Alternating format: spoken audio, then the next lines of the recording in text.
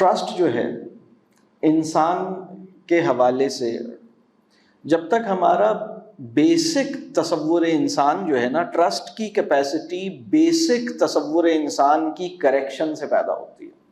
بہت سے لوگ ہمارے معاشرے میں اس طرح زندگی گزارتے ہیں کہ ان کے بیک آف دا مائنڈ میں یہ بات ہوتی ہے کہ ویسے تو انسان ٹرسٹ کے قابل نہیں ہے، لیکن بس میں آپ پہ ٹرسٹ کر رہا ہوں۔ بنیادی طور پر رب کریم نے انسان کو ٹرسٹ کے قابل بنایا ہے۔